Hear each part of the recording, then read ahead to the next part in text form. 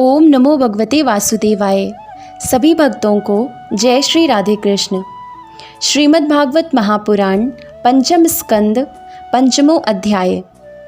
ऋषभ जी का अपने पुत्रों को उपदेश देना और स्वयं अवधूत वृत्ति ग्रहण करना। श्री ऋषभ देव जी ने कहा, पुत्रों, इस मर्त्य लोक में यह मनुष्य शरीर दुखमय विषय भोग प्राप्त करने के लिए ही नहीं है। ये भोग तो विष्ठा भोजी सूकर कुकर आदि को भी मिलते ही हैं। इस शरीर से दिव्य तप ही करना चाहिए, जिससे अंतःकरण शुद्ध हो, क्योंकि इसी से अनंत ब्रह्मानंद की प्राप्ति होती है। शास्त्रों ने महापुरुषों की सेवा को मुक्ति का और स्त्री संगी कामियों के संग को नरक का द्वार बताया है। महापुरुष वे ही हैं जो समान चित्त, परम शांत, क्रोधहीन, सबके हित चिंतक और सदाचार संपन्न हो, अथवा मुझ परमात्मा के प्रेम को ही जो एकमात्र पुरुषार्थ मानते हों। केवल विषयों की ही चर्चा करने वाले लोगों में तथा स्त्री, पुत्र और धन आदि सामग्रियों से संपन्न घरों में जिनकी अरुचि हो और जो लौकिक कार्यों में केवल शरीर निर्वाह के लिए ही प्रवृत्त होते हों। मनुष्य अवश्य प्रमादवश कुकर्म करने लगता है। उसकी वह प्रवृत्ति इंद्रियों को तृप्त करने के लिए ही होती है। मैं इसे अच्छा नहीं समझता, क्योंकि इसी के कारण आत्मा को यह असत और दुखदायक शरीर प्राप्त होता है। जब तक जीव को आत्म तत्व की जिज्ञासा नहीं होती, तभी तक अज्ञानवश देह आदि के द्वारा उसका स्वरूप छिपा रहता है।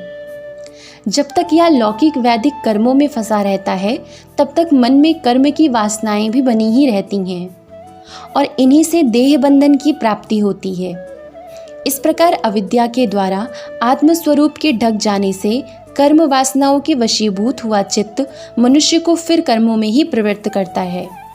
अतः जब तक उसको मुझ वासुदेव में प्रीति नहीं होती, तब तक वह देह बंधन से छूट नहीं सकता। स्वार्थ में पागल जीव जब तक विवेक दृष्टि का आश्रय लेकर इंद्रियों की चेष्टाओं को मिथ्या नहीं देखता, तब तक आत्मस्वरूप की स्मृति खो बैठने के कारण वह अज्ञानवश विषय प्रधान ग्रह आदि में आसक्त रहता है और तरह तरह के क्लेश उठाता रहता है। स्त्री और पुरुष इन दोनों का जब परस्पर दाम्पत्य भाव है, इसी को पंडित जन उनके हृदय की दूसरी स्थूल एवं दुर्भेद्य ग्रंथि कहते हैं। देह अभिमान रूपी एक एक सूक्ष्म ग्रंथि तो उनमें अलग अलग पहले से ही है। इसी के कारण जीव को देह इंद्रियां आदि के अतिरिक्त घर, खेत, पुत्र, स्वजन और धन आदि में भी मैं और मेरेपन का मोह हो जाता है।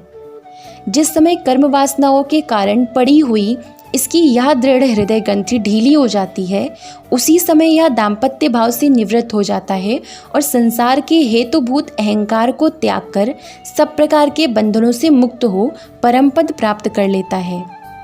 पुत्रों, संसार सागर से पार होने में कुशल तथा धैर्य, उद्यम एवं सत्वगुण विशिष्ट पुरुष को चाहिए कि सबके आत्मा और गुरु स्वरूप मुझ भगवान में भक्ति भाव रखने से, मेरे परायण रहने से, तृष्णा के त्याग से, सुख दुख आदि द्वंद्वों के सहने से जीव को सभी योनियों में दुख ही उठाना पड़ता है। इस विचार से, तत्व जिज्ञासा से, तप से, सकाम कर्म के त्याग से, मेरे ही लिए कर्म करने से, मेरी कथाओं का नित्य प्रति श्रवण करने से, मेरे भक्तों के संग और मेरे गुणों के कीर्तन से, वैर त्याग से, समता से, शांति से और शरीर तथा घर आदि में मैं मेरेपन के भाव को त्यागने की इच्छा से, अध्यात्म शास्त्र के अनुशीलन से, एकांत सेवन से, प्राण, इंद्रिय और मन के संयम से, शास्त्र और सत्पुरुषों के वचन में यथार्थ बुद्धि रखने से, पूर्ण ब्रह्मचर्य से,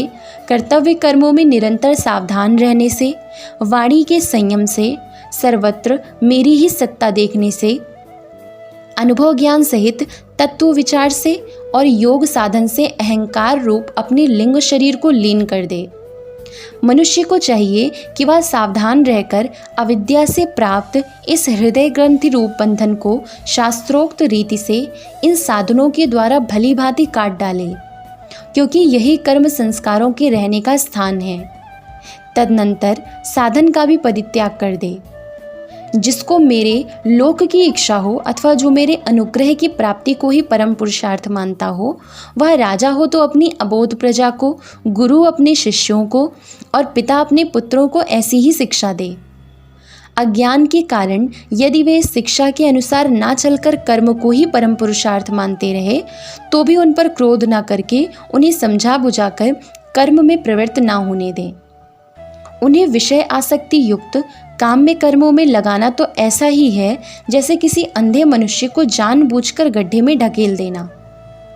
इससे भला किस पुरुषार्थ की सिद्धि हो सकती है? अपना सच्चा कल्याण किस बात में है, इसको लोग नहीं जानते।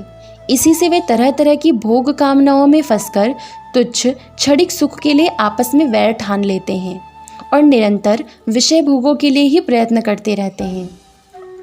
वे मूर्ख इस बात पर कुछ भी विचार नहीं करते कि इस वैर विरोध के कारण नरक आदि अनंत घोर दुखों की प्राप्ति होगी।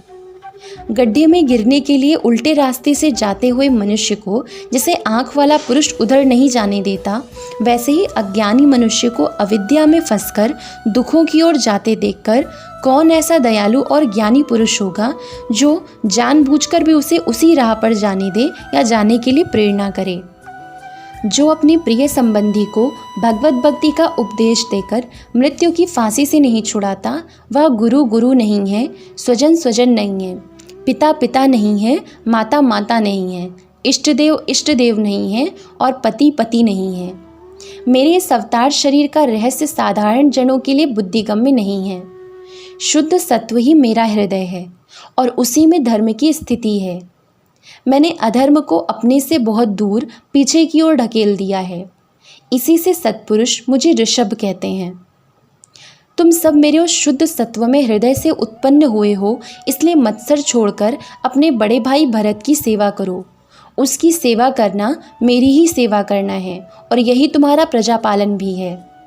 अन्य सब भूतों की अपेक्षा वृक्ष अत्यंत श्रेष्ठ है, उनसे चलने वाले जीव श्रेष्ठ हैं और उनमें भी कीट आदि की अपेक्षा ज्ञान युक्त पशु आदि श्रेष्ठ हैं। पशुओं से मनुष्य, मनुष्यों से प्रमथगण, प्रमथों से गंधर्व, गंधर्वों से सिद्ध और सिद्धों से देवताओं के अनुयायी किन्नर आदि श्रेष्ठ हैं। उनसे असुर, असुरों से देवता और देवताओं से भी इंद्र श्रेष्ठ हैं। इंद्र से भी ब्रह्मा जी के पुत्र दक्ष आदि प्रजापति श्रेष्ठ हैं। ब्रह्मा जी के पुत्रों में रुद्र सबसे श्रेष्ठ हैं। वे ब्रह्मा जी से उत्पन्न हुए हैं, इसलिए ब्रह्मा जी उनसे श्रेष्ठ हैं। वे भी मुझसे उत्पन्न हैं और मेरी उपासना करते हैं, इसलिए मैं उनसे भी श्रेष्ठ हूँ। परंतु ब्राह्मण मुझसे भी श्रेष्ठ हैं, क्योंकि मैं उन्हें पूज्य मानता हूँ। सभा में उपस्थित ब्राह्मणों को लक्ष्य करके विप्रगण, दूसरे किसी भी प्राणी को मैं ब्राह्मणों के समान भी नहीं समझता, फिर उनसे अधिक तो मान ही कैसे सकता हूँ। लोग श्रद्धापूर्वक ब्राह्मणों के मुख में जो अन्न आदि आहुति डालते हैं, उसे मैं जैसी प्रसन्नता से ग्रहण करता हूँ, वैसे अग्निहोत्र में होम की हुई सामग्री को स्वीकार नहीं करता। जिन्होंने इस लोक में अध्ययन आदि के द्वारा मेरी वेद रूपा अति सुंदर और पुरातन मूर्ति को धारण कर रखा है, तथा जो परम पवित्र सत्वगुण, शम दम सत्य दया तप तितिक्षा और ज्ञान आदि 8 गुणों से संपन्न हैं, उन ब्राह्मणों से बढ़कर और कौन हो सकता है। मैं ब्रह्मादि से भी श्रेष्ठ और अनंत हूँ तथा स्वर्ग मोक्ष आदि देने की भी सामर्थ्य रखता हूँ, किंतु मेरे अकिंचन भक्त ऐसे निष्प्रय होते हैं कि वे मुझसे कुछ भी नहीं चाहते, फिर राज्य आदि अन्य वस्तुओं की तो वे इच्छा ही कैसे कर सकते हैं।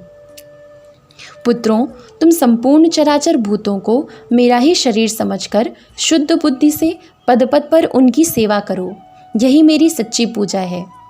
मन, वचन, दृष्टि तथा अन्य इंद्रियों की चेष्टाओं का साक्षात फल मेरा इस प्रकार का पूजन ही है। इसके बिना मनुष्य अपने को महामोह में काला पाश से छोड़ नहीं सकता। श्री सुखदेव जी कहते हैं, राजन, ऋषभ देव जी के पुत्र यद्यपि स्वयं ही सब प्रकार सुशिक्षित, तो भी लोगों को शिक्षा देने के उद्देश्य से महाप्रभावशाली परम सुहृद भगवान ऋषभ ने उन्हें इस प्रकार उपदेश दिया। ऋषभ देव जी के 100 पुत्रों में भरत सबसे बड़े थे। वे भगवान के परम भक्त और भगवत भक्तों के परायण थे। ऋषभदेव जी ने पृथ्वी का पालन करने के लिए उन्हें राजगद्दी पर बैठा दिया और स्वयं उपशमशील निवृत्तिपरायण महामुनियों के भक्ति ज्ञान और वैराग्य रूप परमहंसोचित धर्मों की शिक्षा देने के लिए बिल्कुल विरक्त हो गए।